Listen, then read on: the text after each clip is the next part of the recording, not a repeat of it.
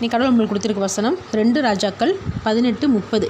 கர்த்தர் நம்மை நிச்சயமாய் தப்புவிப்பார், இந்த நகரம் அசீரியா ராஜாவின் கையில் ஒப்பு கொடுக்கப்படுவதில்லை என்று சொல்லி எசேக்கியா உங்களை கர்த்தரை நம்ப பண்ணுவான், அதற்கு இடங்கூடாதிருங்கள் என்று ராஜா சொல்லுகிறார். இந்த வசனத்தை கொடுத்து கடவுள் என்ன சொல்கிற பார்ப்போம். இங்கே ரப்சாக்கே என்றது ஒரு மனிதனுடைய பெயர் இல்லை.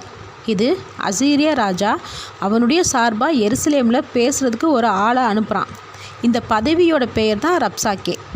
இந்த மனுஷன் எருசலேமுக்கு வந்து பயமுறுத்தி அவங்களுடைய மனசை உடைக்க பார்க்குறான். எதுக்காகனா அசீரியா ராஜாவுக்கு போர் செஞ்சு எருசலேமில் கைப்பற்றணும்னு நோக்கம் இல்லை. இவங்களே தானாக வந்து இந்த அசீரியா ராஜா கிட்ட சரணடையணும்னு நினைக்கிறான்.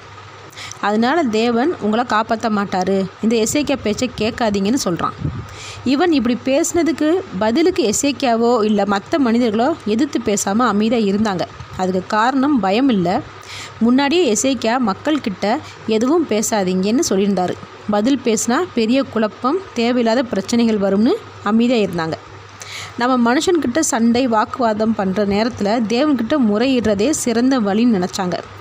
இங்கே நம்மளையும் சில பேர் வேணும்னேவும் கோவப்படுத்துகிற மாதிரி பேசுவாங்க, ரொம்ப ரோசப்படுற மாதிரி செய்வாங்க. ஆனால் நாமளும் எசேக்கியா போல் தேவன்கிட்ட முறையிட்டு அமைதியாக இருக்கணும். இங்கே தேவன் முதல்ல எசேக்கியாவையும் மக்களையும் தான் கண்காணிக்கிறாரு. அவங்களுடைய பலத்தை நம்பி சண்டை போட போகிறாங்களா இல்லை கர்த்தர்கிட்ட வரப்போகிறாங்களான்னு.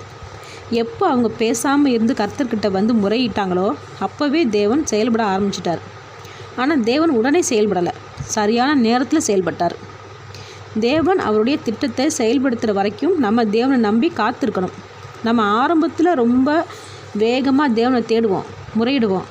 அதுக்கு பதில் உடனே கிடைக்கலனா நம்ம இறங்கி வேலை செய்ய ஆரம்பிச்சிருவோம். இதுதான் நாம் செய்கிற தப்பு.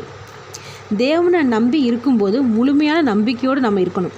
அப்போது தேவன் நிச்சயமாக நம்மளுடைய எதிரிகளை வீழ்த்துவார். ஆமேன்.